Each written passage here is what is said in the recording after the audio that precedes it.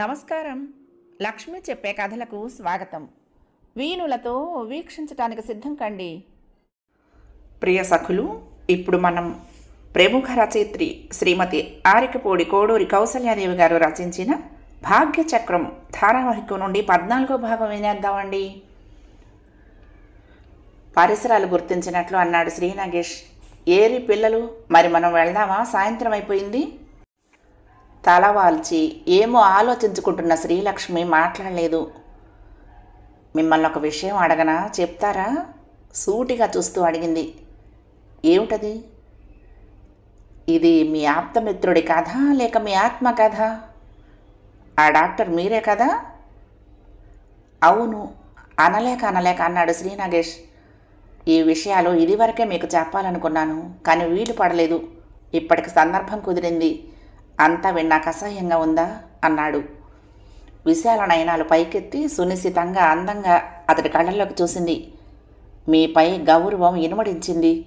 మిమ్మల్ని తృణీకరించిన మీ మేనమామ కుమార్తె ఎంత మూర్ఖురాలో అనుకుంటున్నాను అంది. ఇంతలో ఆడుకుంటున్న పిల్లలు పరిగెత్తుకుంటూ వచ్చారు. శ్రీధర్ శ్రీలక్ష్మి ఒడిలో పడుకున్నాడు. ఆకలేస్తుంది అంటూ ఫ్లాస్కులో కాఫీ ముగ్గురికి ఇచ్చి శ్రీనాగేష్కు కూడా అందిస్తూ అతడి పరధ్యానతను గుర్తించింది శ్రీలక్ష్మి. ఏమిటి ఆలోచిస్తున్నారు? మృదువుగా ప్రశ్నించింది అతన్ని. తన ఒడిలో పడుకున్న శ్రీధర్ తల నిమురుతూ. వినిపించుకున్నట్టే శ్రీనాగేష్ శ్రీధర్ని చూస్తూ అన్నాడు. లే బాబు, వెళ్ళిపోదాం, అమ్మ నిన్ను చూడాలంది. అతడి లెక్కలేనట్లు శ్రీధర్ శ్రీలక్ష్మిని పట్టేసుకున్నాడు. నువ్వు వస్తావా? మరి నువ్వు వస్తేనే నేను వెళ్ళేది అన్నాడు. సజల నేత్రాలను పైకెత్తిందామే. ఈ బంధాన్ని ఇలా శాశ్వతం చెయ్యండి, మరి కాదనొద్దు అంది శ్రీనాగేష్తో అర్థింపుగా. లక్ష్మి, శ్రీనాగేష్ స్వరంలో విస్మయం విచారం తాండవించాయి. అవును, ఒక్క మాట కూడా కాదని అనొద్దు. మనం బాగా ఒకరినొకరు అర్థం చేసుకున్న వారమయ్యాం. ఒకరిపై ఒకరికి గౌరవ మర్యాదలున్నాయి. అలాగే ఒకరిపై ఒకరికి సానుభూతి కూడా ఉంది. మీ కుటుంబ జీవనంలో సహచరునిగా ఉండి మీ ఇంట నేడు లేని సుఖ సంతోషాలు అందించడానికి, మీ కుమారుడికి తల్లిగా, మీ తల్లిగారికి సేవకురాలిగా ఉండటానికి ప్రయత్నిస్తాను. మీ ఆదర్శ జీవితంలో చేదోడు వాదోడుగా ఉండి మీ భాగ్యచక్రం పరిభ్రమణాన్ని సక్రమం చేయటానికి సదా మీతో పాటు శాయశక్తులా కృషి చేస్తాను అంది. తథాస్తు, దైవేచ్ఛ. ఆకాశం వంక దృష్టి సారించి ఆ శ్రీనివాసుడిని స్మరించి నమస్కరించాడు. శ్రీలక్ష్మి కళ్ళు ఆనందంతో మెరిసిపోయాయి. సంతోషాతిరేకంతో మాట్లాడలేకపోయింది. ఏంటన్నావు?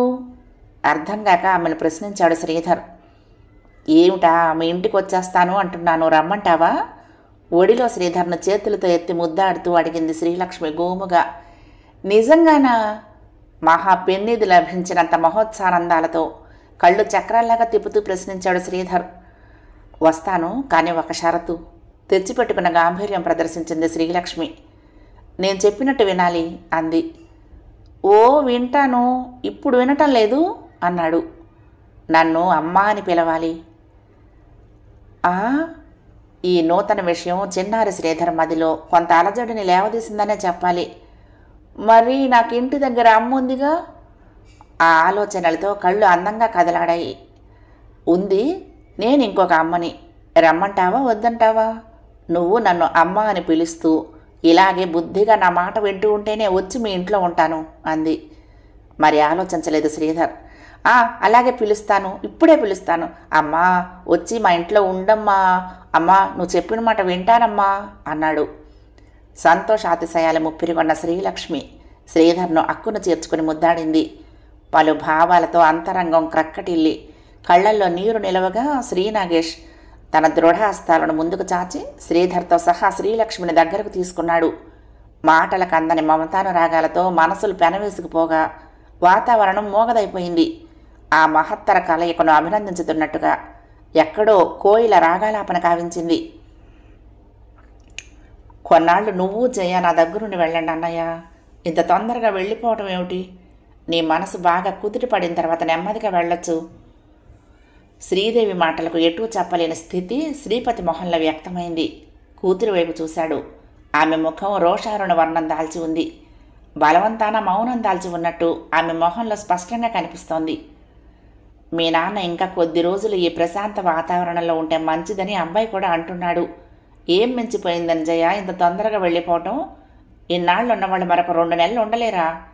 ఈసారి మేనకోడలతో అంది శ్రీదేవి. నిర్లక్ష్యంగా నవ్వింది జయశ్రీ. వెక్కిరింపుగా అంది. మరొక 2 నెలలు కాదు, 2 రోజులు కూడా ఉండలేను. అది అంత కష్టమో. కుర్రాళ్ల మనోగత భావాలు ఆశలు ఎలా ఉంటాయో ముసలాళ్ళకేం తెలుస్తాయి? ఆవేశంతో తల పక్కకు విసిరింది. బాధ్యత ఆప్యాయతలు నిండిన తన సలహాలను, తన పెద్దరికాన్ని మేనకోడలు అంత అవలీలగా అవివేకంగా తృణీకరించగలదని అసలు అనుకోని శ్రీదేవి నివ్వెరపోయి తేరుకోవటానికి కొన్ని నిమిషాలు పట్టింది. కానీ ఆమె క్షమా హృదయంలో జయశ్రీపై జుగుప్సా క్రోధాలు రగులుకోలేదు. పిన్న వయస్క, అనుభవహీన, అవివేకి అయిన ఆమె వాచాలతను మిడిమిడి జ్ఞానపు పసిపిల్లల వచ్చేరాని మాటలుగా క్షమించి నవ్వుకుంది శ్రీదేవి విశాల హృదయం.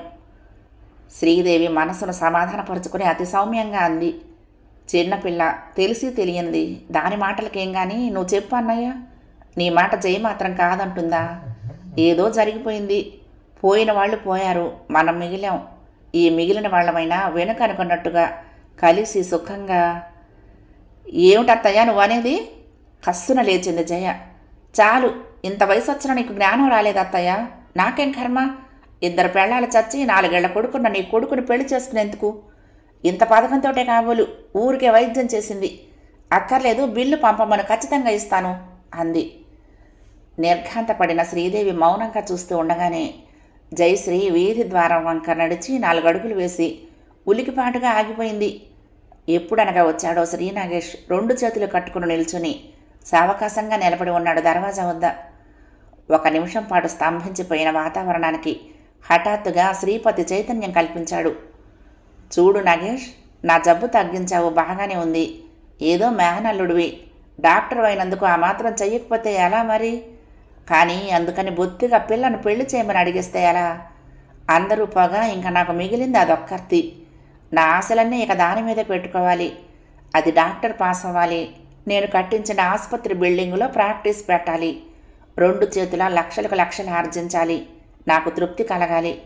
అంతేగాని ఈ పల్లెటూళ్ళలో పడుండే కర్మ నా చిట్టి తల్లికేంటి? అదీగాక ఆహా, మరేం అనుకోకు, మాట వచ్చింది గనక చెప్తున్నాను. 2 పెళ్ళిళ్ళు అయ్యాయట నీకు. కుర్రాడు ఒకడున్నాడు కదా, నా కూతురే కాదు, ఏ చదువుకున్న పిల్ల మాత్రం చేసుకుంటుంది నిన్నిప్పుడు. ఏదో అంతకు తగిన దేవతో గతి లేక చేసుకోవాలి అంతే.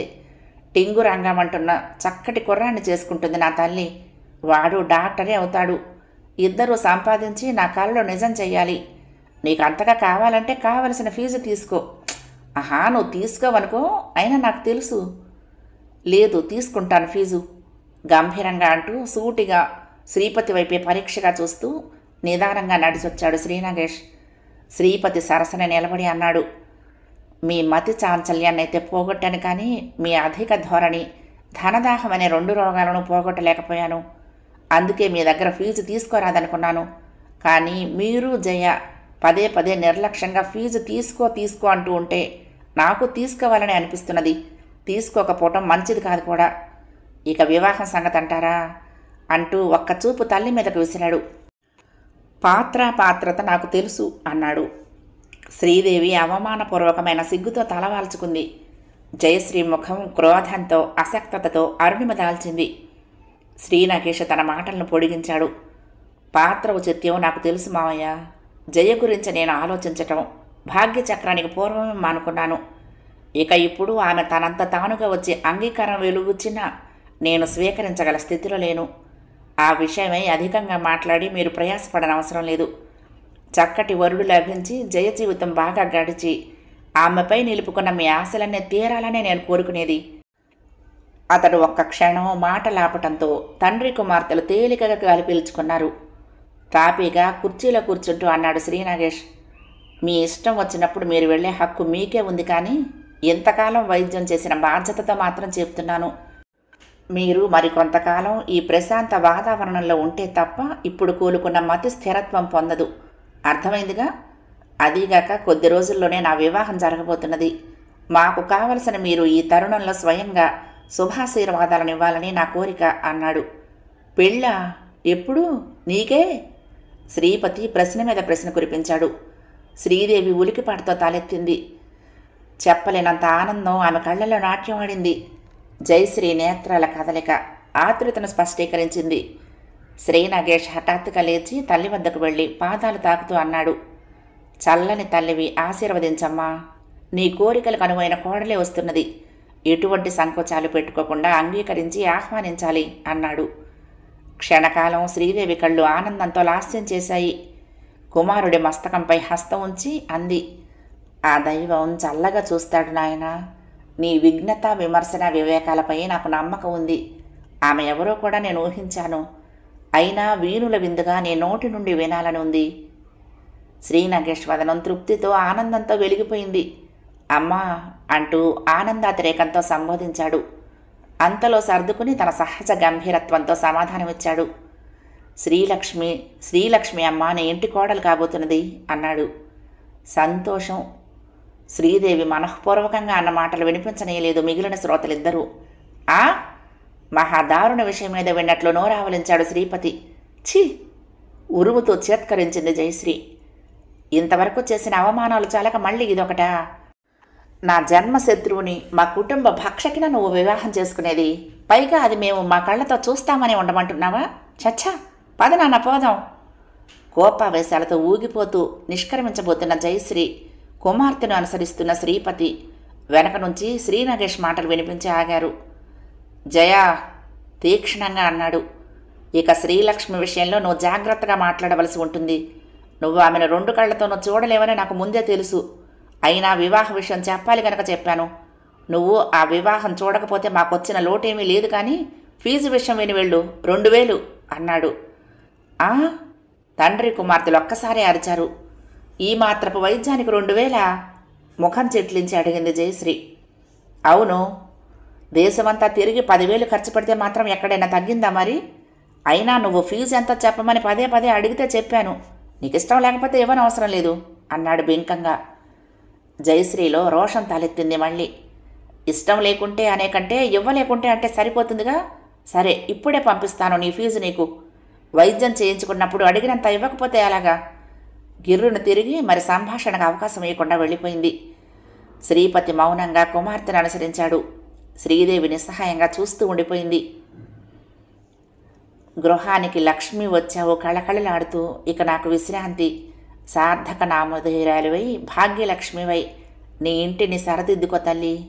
పెండ్లిపీట దిగొచ్చి పాదాలకు నమస్కరించిన కోడరు శ్రీలక్ష్మిని ఆనంద భాష్పాలతో లేవనెత్తుతూ ఆశీర్వదించింది శ్రీదేవి. కోరి కోడలివై వచ్చావు మహాలక్ష్మిలాగా. నేను, శ్రీధర్, అమ్మ, భాగ్యచక్రం 4 నీకు బిడ్డలమే. అందరినీ తల్లివై ఆదుకోవాలి లక్ష్మి. మొదటిసారిగా భార్యను అక్కును చేర్చుకుంటూ అన్నాడు శ్రీనాగేష్. అర్ధాంగిగా, అమ్మగా, అనురాగమయిగా, అధిక బాధ్యతలతో మెల్లగా అందరి చేత అవుననిపించుకోవాలనే నా ప్రయత్నం. పగలు రేయి, ఇంటా బయట అన్నిటా సర్వకాల సర్వావస్థల్లోనూ మీకు తోడు నీడగా నిలవగలిగే సామర్థ్యాన్ని ఆ దైవం నాకు అనుగ్రహించాలని ఆశీర్వదించండి. వినమ్రురాలయ్య అంది శ్రీలక్ష్మి. అందరూ ఆశించినట్టుగానే అనతి కాలంలోనే ఆ ఇంట్లో, ఆ పల్లెలో, ఆ పరిసరాలలో అందరికీ ఆత్మీయురాలైపోయింది శ్రీలక్ష్మి. శ్రీదేవికి ఇప్పుడు తన సొంత కొడుకు కంటే కోడలిపైనే అధిక మమకారం. అనునిత్యం అమ్మా లక్ష్మి అని పిలిచిన నోరు పిలిచినట్లే ఉంటుంది. కోడలొచ్చిన తర్వాత నీకు కొడుకు చేదయ్యాడులేమ్మా అంటాడు శ్రీనగేష్ హాస్యంగా. గంభీరంగా నవ్వుతుంది శ్రీదేవి. కాదు నాయనా, ఇద్దరూ 2 నేత్రాలయ్యారు అంటుంది. ఇక శ్రీధర్ దృష్టిలో అమ్మ శ్రీలక్ష్మిని మించిన వ్యక్తి ఈ ప్రపంచంలో ఎవ్వరూ లేరు. నా కొడుక్కి క్రమశిక్షణ నేను ఇచ్చుకోగలను, ఎక్కడో సైనిక స్కూల్ అక్కర్లేదు అని మాన్పించి ఉన్న ఊళ్ళో స్కూల్లోనే శ్రీధర్ను చదివిస్తున్నది శ్రీలక్ష్మి. ఇదంతా శ్రీధర్ అదృష్టం అనిపించిన శ్రీనగేష్ కళ్ళు చెమర్చెవి. డాక్టర్ బాబు దేవుడు, ఆ దేవుడికి తగిన దేవత దొరికింది. ఇది మా అదృష్టం. ఇక మాకు ఏ రోగం వచ్చినా భయం లేదు. ఈ డాక్టర్ హస్తవాసి మంచిది. భాగ్యచక్రంలో ప్రతి రోగి నోట, ఆ పల్లెలో, ఆ పరిసరాలలో ప్రతి మనిషి నోట వినిపించే పలుకులివి. ఇటువంటి సంభాషణలు నిత్యం అప్రయత్నంగానే వినిపిస్తూ ఉంటే శ్రీనగేశం అది గర్వంతో, ఆనందంతో లాస్యం చేసేది. నా జీవితాన్ని తీర్చి, నా ఆదర్శాన్ని నిలిపి, నా గృహానికి లక్ష్మివై, నా భాగ్య చక్రానికి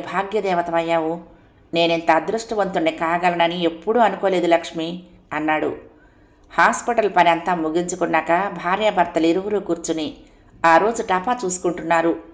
పల్లెలో అంతటి ఆసుపత్రిని నెలకొల్పి భార్యాభర్తలు ఇరువురు చేస్తున్న సేవను కొనియాడుతూ ఇంకా ఎన్నో ఉత్తరాలు అనుదినం వస్తూనే ఉన్నాయి.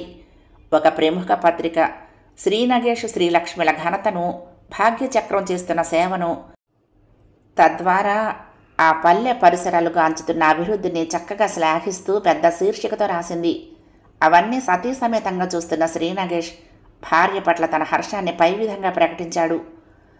ఆ పొగడ్తకు శ్రీలక్ష్మి గాంభీర్యం చెదరలేదు. చిరునవ్వు చెందుతున్న నేత్రాలెత్తి అంది, అంత పెద్ద మాటలొద్దు, ఇందులో నాదే ఉంది. మీ వంటి భాగ్యమూర్తి దగ్గర నా జీవనలతకు ఆలంబన లభించింది నా అదృష్టం కొద్దీ.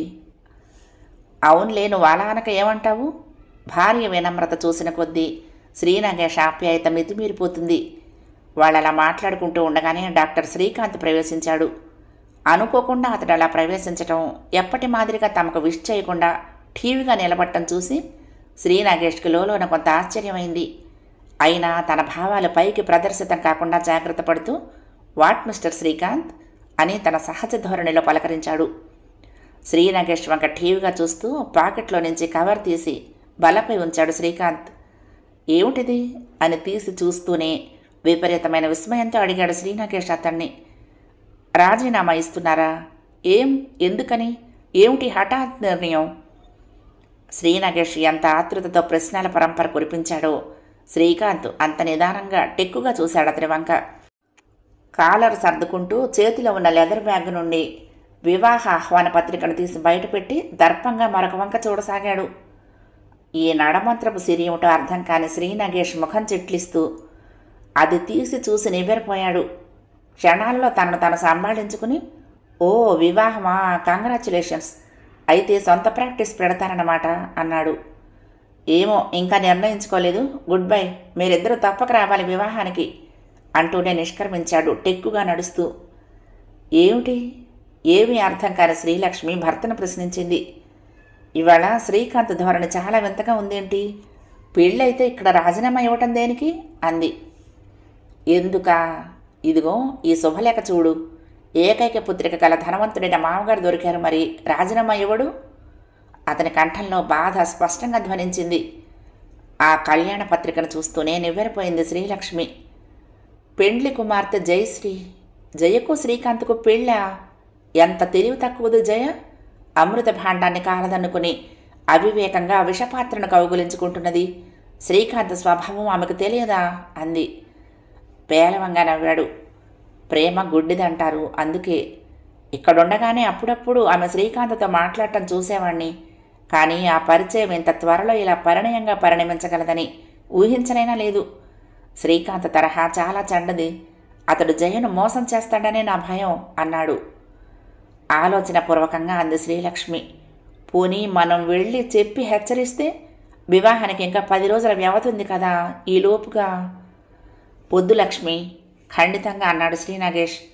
కానీ విధి లిఖితం ఎవరు తప్పించగలరు? ఎవరి అదృష్టాన్ని ఎవరు దిద్దగలరు? మరెవరినైనా అయితే అనునయించి నచ్చ చెప్పవచ్చు, స్నేహపూర్వకంగా హెచ్చరించవచ్చు. కానీ ఈ మనుషుల విషయంలో మాత్రం అది పనిచేయదు. అహంకారులైన ఆ తండ్రి కూతుళ్లకు హితులెవరో, శ్రేయోభిలాషులెవరో, తేనె పూసిన కత్తులేవో విచక్షణ తెలియదు.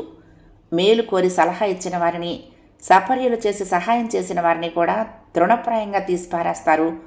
వారి ఆనందం కోసం మనం ప్రయత్నిస్తే మనను అవమానించి కించపరిచి పంపిస్తారు. అవివేకులకు ఆయాచితంగా ఆలోచనలు చెప్పి ఆత్మగౌరవం కోల్పోరాదు. ఇందుకు వాళ్ళ విషయంలో మన అనుభవాలే నిదర్శనం. నిశ్చయమైన పెళ్లి చెడగొట్టడానికి వచ్చావా అంటే అది మనకు చిన్నతనం కాదు అన్నాడు. నిజమే, కానీ మన ప్రయత్నం మనం చెయ్యకపోతే ఏదో అసంతృప్తి బాధిస్తుంది మనసును అంది శ్రీలక్ష్మి. నువ్వు ఆహ్వానం పంపించకపోయినా నేను వచ్చానే జయ. జయశ్రీ పలకరించకపోయినా తానే మాట్లాడింది శ్రీదేవి. జయ విషపు నవ్వు నవ్వింది. అదే చూస్తున్నాను, మనుషులు చచ్చి కుటుంబాలు నాశనమైపోయిన నాడే రానిదానివి ఇంత చిన్న విషయానికి ఎలా ఇల్లు కదిలొచ్చావా అని. ఆశ్చర్యంగా ఉంది. పెళ్ళికేముంది, ఎవరు రాకున్నా ఆగేది లేదుగా. నోటితో నవ్వుతూనే నొసరితో వెక్కిరించింది జయ మేనతను. ఆ మాటలకు తనలో రేగిన కోపాన్ని దాచడానికి ప్రయత్నించలేదు శ్రీదేవి. తీక్షణంగా అంది సూటిగా చూస్తూ. అవును, తాళి కట్టేవాడొస్తే చాలు, మరెవరు రాకున్నా పెళ్ళి ఆగదు. కొడుకు కోడలు వద్దని వారించినా పెద్దదాన్ని. నువ్వు గోతిలోకి దిగుతూ ఉంటే చూస్తూ ఊరుకోలేకొచ్చాను. వచ్చినందుకు బాగానే బుద్ధి చెప్పావు వీధి గుమ్మంలోనే. త్రాచులాగా బుసకొట్టింది జయశ్రీ. నేను గోతిలో పడుతూ ఉంటే ఉద్ధరిద్దామని వచ్చావా? ఏమిటా విశేషం? అందరూ చావగా మిగిలిన తండ్రి పిచ్చివాడై దిక్కుతోచక నేను ఏడుస్తున్న నాడే రాని దానివి ఇవాళ శుభమా అని పెళ్లి జరుగుతూ ఉంటే వచ్చి ఇలా మాట్లాడటంలో అర్థమేమిటి? సూటిగా చెప్పత్తయ్యా, నువ్వు వచ్చిన పనేమిటో అంది దురుసుగా. నిట్టూర్చింది శ్రీదేవి. అవును, నా మటుకు నేను ఎన్నో విచారాలలో ఉండి ఇలా జీవితకాలంలో ఆ గడప దాటి బయటికి రాకూడదని నిర్ణయించుకున్నాను అప్పట్లో. కానీ మన నిర్ణయాలు ఏ పాటివి? ఆ భగవన్ నిర్ణయం ముందు అనిపిస్తోంది ఇప్పుడు. నా మేనకోడలైనందుకు నీకు నా పెంకితనమే వచ్చింది. ఇంతకీ అసలు సంగతి ఏమిటి? అసహనంగా ప్రశ్నించింది జయశ్రీ మరో వంక చూస్తూ. ఏమిటా? కూర్చున్న చోటు నుండి లేస్తూ అంది శ్రీదేవి. శ్రీకాంత్ పలు దుర్వ్యసనపరుడు. మన హాస్పిటల్లో పనిచేస్తున్నాడు కనుక మాకందరికీ అతడి గుణగణాలు బాగా తెలుసు. నీతి వర్తనకు అతడికి చాలా దూరం. మరి నువ్వు అటువంటి వాడిని చేసుకుంటున్నావంటే కేవలం అమాయకురాలువు కాక ఇంకేమిటి? ఆహహహ! హేళనగా నవ్వింది జయశ్రీ. అమాయకురాలునని ఉద్ధరించవచ్చావా, లేక నీ కోడల్ని కాలేదనే దుగ్ధతో నా పెళ్లిని చెడగొట్టడానికి వచ్చావా? శ్రీకాంత్ విషయం నాకు బాగా తెలుసు, ఎవ్వరూ చెప్పక్కర్లేదు. పొగలు సెగలు కక్కాయి జయశ్రీ కళ్ళు. ఆమె తరతమ భేదం లేకుండా మాట్లాడుతూ ఉంటే శ్రీదేవి తనను తాను సర్ది చెప్పుకోలేకపోయింది. మూర్ఖురాలా, పెద్దదాన్నన్న గౌరవం కూడా నీకు లేదు. నా కొడుకు లక్షణంగా పెళ్లి చేసుకుని కాపురం చేసుకుంటూ ఉంటే ఇంకా నీ మీద నాకు కోపం ఎందుకు? నువ్వు నా కోడలువైనా కాకున్నా ఎక్కడైనా ఎప్పుడైనా సుఖంగా ఉండాలనే కోరుకుంటున్నాను. ఆ పైన దైవ లిఖితం ఎలా ఉందో. అయినా ఈ శుభ సమయంలో పెద్దదాన్ని అశుభం ఎందుకు పలకాలి? ఏమో, పెళ్ళయ్యాక అల్లరి ఆటలు కట్టిపెట్టి బుద్ధిగా ఉన్న వాళ్ళందరూ ఉన్నారు. శ్రీకాంత్ కూడా అలాగే బుద్ధిమంతుడవుతాడేమో. కలకాలం సుఖంగా ఉండు, వెళ్తున్నాను అంది. జయశ్రీ క్రోధ మౌనాలను విడవలేదు. ఏది ఎలా జరిగినా నా బాధ్యతలను నేను నిర్వర్తించానన్న తృప్తి నాకు మిగులుతుంది స్వాగతంగా అనుకుంటూ నిష్క్రమించింది శ్రీదేవి. ఎవరమ్మా ఆ మాటలు? మేడ మీద నుండి శ్రీపతి ప్రశ్నించాడు క్రింద హాల్లో కుమార్తెను. అత్తయ్య వచ్చి వెళ్ళిపోయింది నాన్న. అరెరే, నాకెందుకు చెప్పలేదు? ఈ పెళ్ళింట్లో పెద్ద ఆడదక్షత లేకుండా లేని లోటు ఎంతో కనిపిస్తున్నది. కాస్త ఈ 10 రోజులు ఉండమనలేదా నువ్వు? అయినా ఇప్పుడు వచ్చి అప్పుడే వెళ్ళిపోవటం ఏమిటి నాకు కనిపించకుండా? ఉండు, పిలుస్తాను అన్నాడు. అక్కర్లేదు, పరిగెడుతున్న తండ్రిని మాటలతోనే అధికారంతో ఆపింది జయశ్రీ. ఆవిడ వచ్చిన పని వేరు, పెళ్లి చేయించడానికి కాదు నాన్న, చెడగొట్టడానికి అంటూ సర్వం వివరించింది. అయ్యయ్యో, మీ అత్తయ్య చెప్పిన మాటలు నిజమే అవుతాయి. పెద్దది, గుణవంతురాలు, నీ మేలు కోరుతుంది కానీ కీడు కోరుతుందా? కూతుర్ని మందలించబోయాడు. చాలెద్దు నాన్న, ఎంతైనా ఆ చెల్లెలకు తగిన అన్నవే. శ్రీకాంత్ చాలా మంచివాడు. ఆవిడ తన కక్షను సాధించాలని వచ్చింది అంతే అంది. కూతురి విసుగుదలను చూసిన తండ్రి మరికిమ్మనలేదు. అతి వైభవంగా జరుగుతున్న కుమార్తె వివాహాన్ని తిలకిస్తూ ఉంటే శ్రీపతి ఆలోచనలు పరిపరి విధాలు పోయాయి. కుమారులు, వారి వివాహాలు, తన కుటుంబం యొక్క పూర్వపు ఔన్నత్యం అన్నీ గుర్తుకొచ్చి మనసు వికలమై ఒక్కసారిగా తల తిరిగిపోయింది. హఠాత్తుగా మనసున రేగిన ఆ బాధాయోచనల పెను తుఫానుకు తట్టుకోలేని శ్రీపతి తెలివి తప్పి పడిపోయిన విషయం వివాహ వేదికపై ఉన్న జయశ్రీ వీణుల వరకు వెళ్ళనేలేదు. తంతు యావత్తు ముగిసిన పిమ్మట తండ్రి పాదాలకు నమస్కరించి ఆశీర్వచనం కోసం వచ్చిన వధువు అప్పుడు అసలు విషయం తెలిసి కంట తడి పెడుతూ తండ్రి శయ్యను చేరింది. దానికే ఉంది, మరి కాసేపటికో తెల్లవారేసరికో తేరుకుంటారు, ఇది మామూలేగా. అందుకే నీతో చెప్పలేదు, పెళ్లిపీటల మీద ఉండగానే తెలిసింది నాకు అంటూ తేలిగ్గా సిగరెట్ వెలిగించాడు శ్రీకాంత్. అలా నిశ్చింతగా నిబ్బరంగా తనకేమీ పట్టనట్లున్న భర్తను చూస్తూ ఉంటే జయశ్రీ కనుబొమ్మలు అప్రయత్నంగా ఆమెకు తెలియకుండానే ముడిపడ్డాయి. ఆమె అనుమతి లేకుండానే మనసు ఆలోచించసాగింది. బావ శ్రీనగేష్ అయితే ఈ పరిస్థితుల్లో ఇలాగే ప్రవర్తించేవాడా? ఒక్కనాటికి అతడు అలా నిర్లక్ష్యం చెయ్యడు నాన్నను. కడకు సూత్రధారణ సమయంలోనైనా సరే అది ఆపి ముందు నాన్న సంగతి చూసుండేవాడు. తన ఆలోచనకు తానే ఉలిక్కిపడింది జయశ్రీ. ఏమిటిది? ఎందుకు ఇలా ఇద్దరిని పోల్చి చూస్తున్నది తన మనసు? తన హృదయంలో శ్రీ నాగేష్కి అంతటి స్థానం ఉందా? ఆవేశంతో అల్లాడిపోయింది ఆ అబల అంతరంగం. ఛీ, ఏమిటి శ్రీ నాగేష్ ప్రత్యేకత? ఎందుకిలా నా ఆలోచనలకు వస్తాడు పదే పదే? ఎవరు రమ్మన్నారు? ఎలా వచ్చింది అతడికి తన మీద అంత ప్రభావం? అనుకోకుండా వచ్చి ఆ సమయంలో తన మనసును తిష్టవేస్తున్న శ్రీ నాగేష్ ప్రతిమను అతి బలవంతం పైన తాత్కాలికంగా తోసేసింది జయశ్రీ. హఠాత్తుగా ఏదో గందరగోళం వెళ్ళరావడంతో ప్రశాంత సుందర వాతావరణం చెదిరిపోయింది. జయ, మీ నాన్నగారికి విపరీతంగా ఫిట్లు వస్తున్నాయి. గది బయట గొళ్ళెం కొట్టి చప్పుడు చేసి చెప్పి వెళ్ళిపోయారెవరో. చటుక్కున లేచి వెళ్లబోయిన జయశ్రీని వదిలిపెట్టలేదు శ్రీకాంత్. పోనిద్దు, ఇది మామూలేగా. ఈ మొదటి రోజున ఎంత సుఖంగా చక్కగా గడపాలి మనం ఈరోజు అన్నాడు. జయశ్రీ కొంచెం వెనకాడుతూ, నిజమే, కానీ ఎంత విపరీతంగా ఉంటే కానీ ఈ సమయంలో నాకు చెప్పరు కదా అంది. అందుకని ఏమంటావు? అతి కఠినంగా పలికింది శ్రీకాంత్ కంఠం. శోభనం రాత్రి మొగుడు ముఖ్యమా, పిచ్చి తండ్రి ముఖ్యమా అంటూనే లైట్ తీసేశాడు. ఏమిటి మీరు అనేది? శ్రీకాంత్లో అది వరలో ఎన్నడూ చూడని కఠినత్వాన్ని నేడు చూస్తున్న జయశ్రీ కంపించిపోతూ అడిగింది. అంతగా అర్థం కాకపోవటానికి నేనేమి మరొక భాషలో చెప్పటం లేదే, తెలుగులోనే నేను మాట్లాడేది అన్నాడు. నివ్వెరపాటు చెందిన జయశ్రీ కంఠం మోగబోయింది. ఇంకా పిచ్చి పూర్తిగా తగ్గకముందే ఒక్కడిని నౌకర్ల దయాదాక్షిణ్యాలకు వదిలి దేవిగారు పొలం గట్ల వెంబడి నదీ తీరాల విహారార్థం వెళ్ళి గంటలు గంటలు గడపడం నేను ఎరుగుదును గానీ ఇక ఆటే తర్కించకు ఖండితంగా అన్నాడు. నిస్సహాయతతో గెలగెలలాడిపోతున్న జయశ్రీ అంతరంగంలో ఎందుకో ఒక్కసారిగా శ్రీ నాగేష్ రూపం కదలాడింది. ఈ పరిస్థితుల్లో బావ అయితే ఇలా చేసేవాడా? తన మనసే తనను నిలదీసి అడుగుతూ ఉంటే జయశ్రీ తెల్లబోయింది.